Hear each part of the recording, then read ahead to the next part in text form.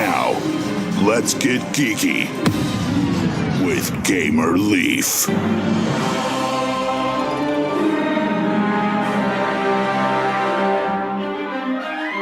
It was the Age of Kings, a time of ancient realms, powerful magic, and coveted treasures. The lands of Darion were prosperous, until a war of kings awakened an ancient threat. Fire and death rained from the sky, and in the darkness that followed, the Age of Dragons came to be. The 8 kingdoms of Darion had fallen, as man and creature alike surrendered to the rule of the new Dragon Lords. The new rulers fortified their lairs, forming mighty armies with the sole purpose of conquering all of Darion. Be it by steel, magic, or fire, the Battle of Darion rages on until one Dragon Lord rules all.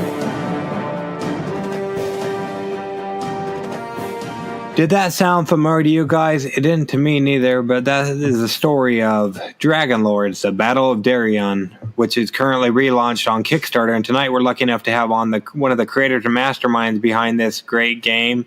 Paul, is that correct, Paul? Is that how you fall in line with Dragon Lords, the Battle of Darion relaunch? That's correct. Awesome. Thank you so much for joining us on Getting Geeky with Game Relief. We really appreciate it, Paul. Yeah, no problem. Now, before we get into everything that's great about Dragon Lords, the Battle of Darion, let's rewind a little bit if we could. How did you get started into playing tabletop board games and whatnot, Paul? Yeah, I mean, my background's mostly in D&D and actually video game design. And kind of like our core team, basically, that created Dragon Lords, is we've been video game designers for a long time, creating 3D models, artworks, designing levels for all the major publishers from Sony, Microsoft, and so forth. So it's a core group that's been together for a long time, and we've been all great fans of board games and been playing ourselves. Some of us have been like tournament players, playing Imperial Assault, Warhammer. What else? They've been playing, all of the kind of the above as just fans. And we've always thought about, wow, we can create a great game ourselves. So why don't we jump in and try to do it? And we started, I guess in April, we created the first one, and we got a lot of feedback from that first launch.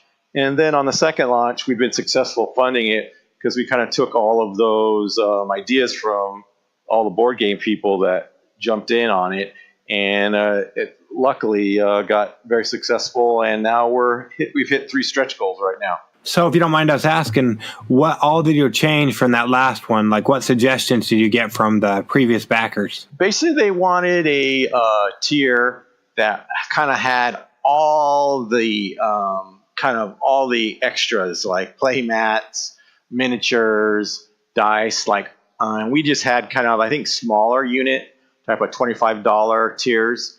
And also they wanted to have more in-depth on the playability of having reviews. And, that was kind of like basic. We got pretty close. I think we were about 3K shy of making it. So that's how we decided to relaunch. And we added some great new miniatures. I don't know if you've seen them on our site. I think people are really digging them. Yeah, for sure. But before we get into all that, let's go ahead and get into it. So word on the street is you have a new game on Kickstarter, Dragon Lords, the Battle of Darion. And like you said, this is a relaunch. What can you tell us about Dragon Lords, the Battle of Darion? Maybe somebody hasn't followed along or didn't see it the last time. What can you tell us about this great game, Paul? Yeah, I mean, what's unique about it, it's kind of fun, is that you have all the cards in one set. You don't have to look for different cards to battle. It's all together, and it's a skirmish-based card game where 2 players can battle each other. And basically, you do a drafting of 55 points before you start the game. And what's fun about it is that you can actually move your cards into different zones, and each one has their own hit points. And they also can have upgrade cards, which give them armor. And then you can tack, like D&D, in Warhammer, you roll dice, and you could destroy different cards and remove them off the deck.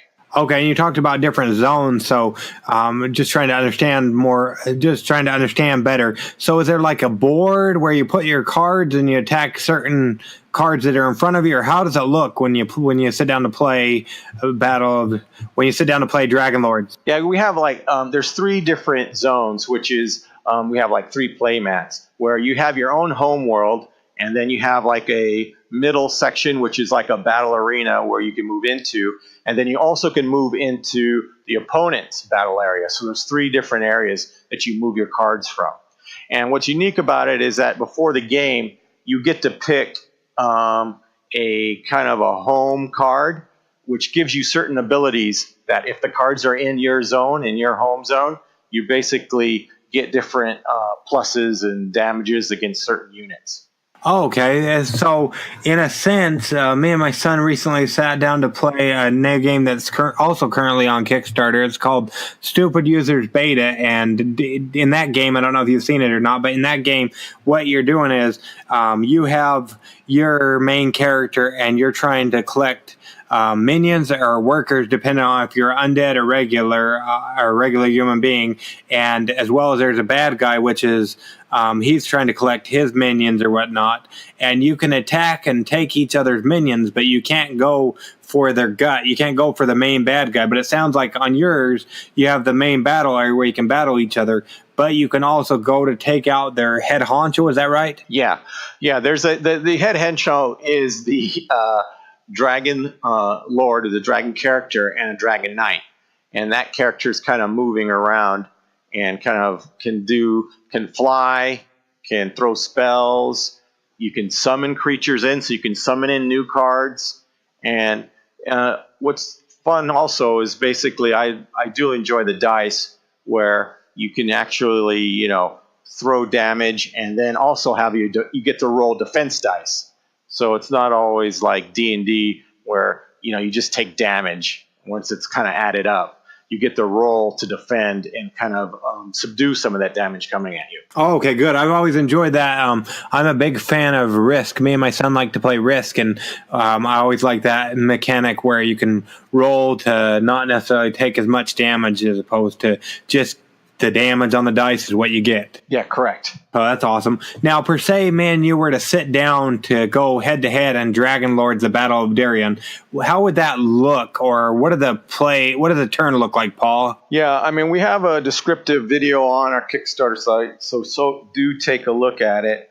But basically, what you can do is, you draft your cards, and you have probably 8 to 10 different cards, and then the other side also drafts, and you basically roll dice. Seal goes first, and then you start moving forward to start launching archery, magic, and attacks on different units. And once you've destroyed all the units on the other side, the game is over. Or if you get 50 points, there's a 50-point total. If you get that amount, then the game can be won that way too. Okay, what about taking out the other person's dragon or Dragon Lord? Yeah, if you take the other person's dragon, you get a lot of points for that, but you still have to move forward and kill the rest of his units. And what's great about the drafting is that we have evil and good units, and neutral. So you can have some evil units, and then you can have other evil units, or you can add in some neutral units. And both the good side can do that too. Okay, so we can play good against good, or bad against bad, or good and neutral, or you can kind of just mix them up, it sounds like? Yes. Awesome. So that's pretty cool. And so I'm moving around. Do I have certain spaces I can go, or in my turn, do I get so many actions? Or yeah, each card, each turn you get 2 actions, which we call orders. So you can move once and attack, or you could heal and move, or use all your orders. And if you look on the card, there's a special attack, which is burst of dragon fire, which does extra damage to different opponents. Okay, well, yeah. Looking at the cards, they're really in depth. I know Kickstarter doesn't really show off the full greatness of the cards or whatnot.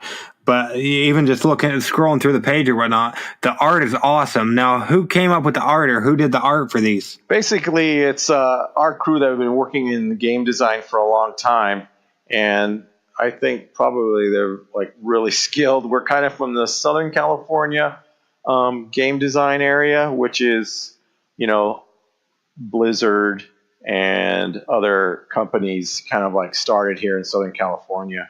So there's a lot of great talent. Okay, yeah, for sure. Just scrolling through the page several times, the art is amazing, and I especially love those dragon miniatures. We'll make sure we leave links in the show notes so people can check it out. Now, are there reviewers, board game reviewers, like with YouTube channels or blogs that may have previewed your game so people can see what they thought of it as well? Unfiltered Gamer has a review that's on our Kickstarter cardboard stacker.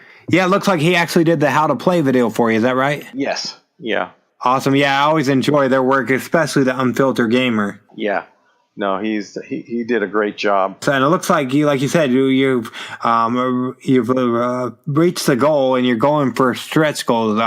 It looks like at the time of this recording, at least, we're trying to unlock that $7,000 stretch goal, which it looks like I would say we're not too far off of there. So, what is that stretch goal, and then also what's the next one after that? So, just in case by the time this goes live, that's already unlocked, and we're going for another one. What all are we going for here, Paul? Yeah, I mean, when I'm doing this show, hopefully we can unlock the Undead Fallen units, which is what everybody, I've had from our first Kickstarter, everybody loves the Undead, so make sure we can hit that 7K. And then the next one is Dwarven unit cards, which, if you see in the artwork, I think it's some of our best stuff on the dwarves.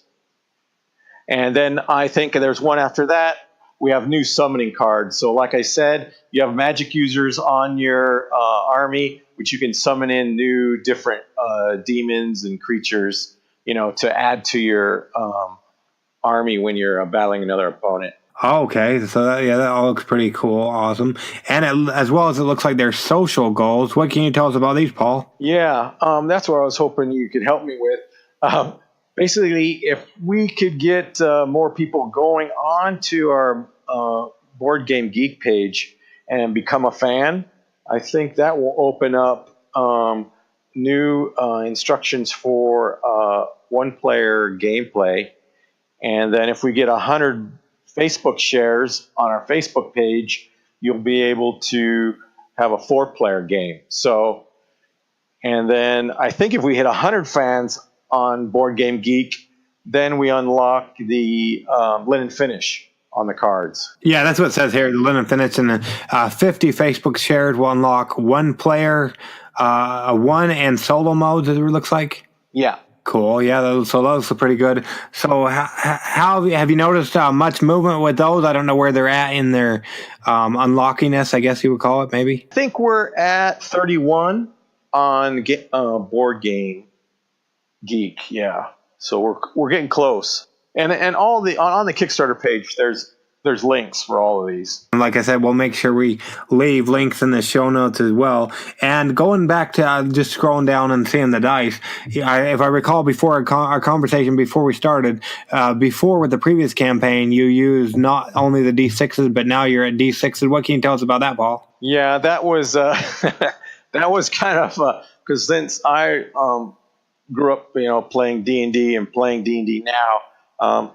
Basically, I wanted a lot of different type of dice of different types, and what happened was it kind of created the game a little confusing. So now we kind of went to a game system with just 6-sided, kind of like a Warhammer Light, and then we still add there's like special dice, which if you roll and get kind of lucky, it kind of adds an extra power or an extra attack or extra gems, which you can use to get heal potions and so forth.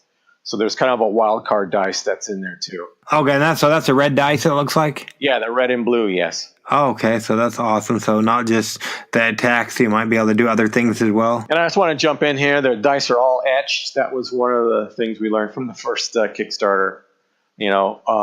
We've always wanted to etch dice. And then also going along with the art or whatnot, you have those great cards, but you also looks like you have what me and my wife like a lot of is neoprene mats. What can you tell us about those, Paul? Yeah, that was just an extra portion to show the 3 different zones that you'd be moving your cards in and out of.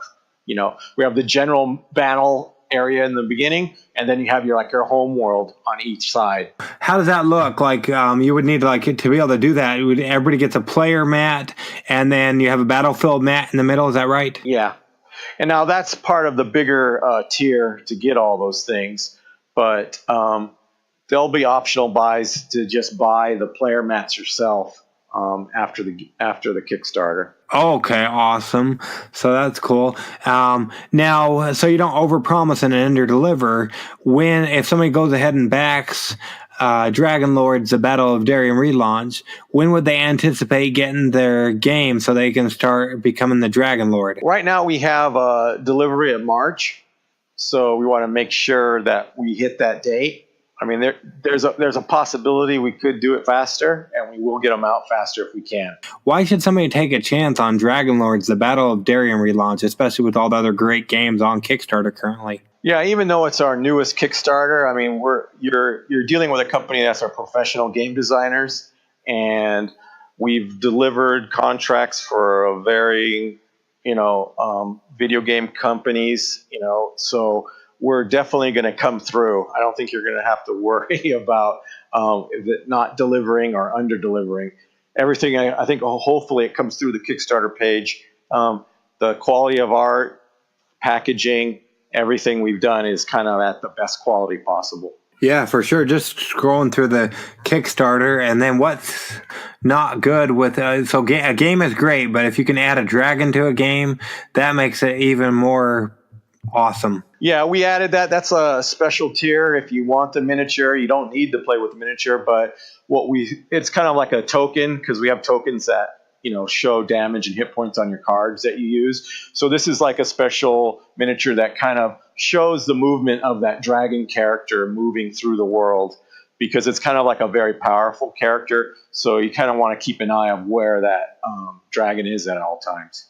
Now, I know you said you maybe got a chance to listen to some of our shows or whatnot. Either way, that's okay. But the next portion of our show, Paul, is called Adventures in Application Acquisition, where we talk about an app, be it for your cell phone, your tablet, your computer, or even a video game. And it doesn't even necessarily have to be related to tabletop board games or Dragon Lords or anything like that. Just an app you use a lot of, regardless of whether it's for just personal use or playing a game or everyday use, just a functional app. It can be anything. Is there an app you use a lot of that we can talk about for a moment, Paul? Yeah, I mean, we use a lot of Instagram. Okay, let's go ahead and focus on Instagram if you're okay with that. So per se, somebody lives under a rock or whatnot. What can you tell us about the Instagram app? Yeah, I think what we liked about it is be able to, as artists and designers, be able to quickly, post up kind of like your latest creations. I mean, it's really simple and fast. And that's primarily what we use it for as designers. Oh, okay, awesome. So they can go ahead and see your new work and your art and whatnot? Yeah, and what I really like is you can see the progress of development. Now, minus coming there to Southern California or whatnot to stalk you or find out what's going on with you, how would people go about keeping up with you and Wolf Lord Games, Paul? Yeah, I mean, we're very active on our Facebook page, so message us right away and we'll get back to you as soon as I can. Plus, also on the Kickstarter, you can message us and we'll get back to you asking any questions about the game.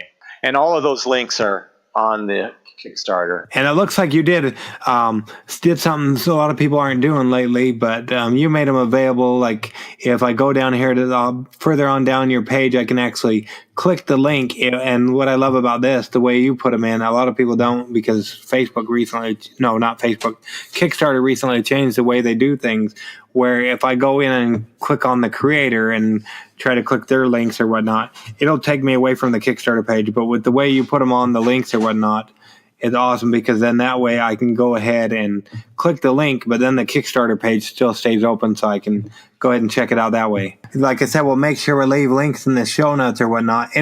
Before we let you go, Paul, any final words on why somebody should go ahead and at least check out Dragon Lords, the Battle of Darion relaunch, currently on Kickstarter through the 19th of October? Yeah, definitely come take a look. Take a look at the video. We spent a lot of time on them, so I think it gives you a good kind of overview of the game and how to play, and hopefully make sure you hit the social game links that are on Kickstarter so we can open up some new items for all the people that have backed it. What I really like is just to highlight a little bit more about it, those social goals. They can make it so it's going to have different modes as opposed to just being a one-on-one or a two-player game. There's also a one-player game or a four-player mode that we can unlock by helping share it around the interwebs. Am I right? Correct. Okay, awesome. And like I said, we'll make sure we leave links in the show notes. So if you don't like a two-player game and you have more people you like to game with, maybe like 4 people or whatnot, and you like dragons and you love the card art and whatnot, and you see this Kickstarter, make sure you're going ahead and sharing it around the Facebook so we can get that unlocked, as well as you can get an even nicer finish, a linen finish, if you just become a fan of it on the BGG website. Yes. Well, we don't want to keep you all day, but we really appreciate you, Paul, coming on Getting Geeky with Gamer Leaf with us today to talk all about Dragon Lords, the Battle of Darion relaunch currently on Kickstarter. Like I said, we'll make sure we leave links in the show notes and everything on that so they can go ahead and at the very least, check out Darion Lords, the Battle of Darion. I don't know why they would stop there, but at the very least, they can at least come over and check it out. And maybe they don't like dragons, maybe... I don't know who wouldn't, but maybe they don't like them, but they know somebody who does. Why not share it with somebody on Facebook and unlock even more modes?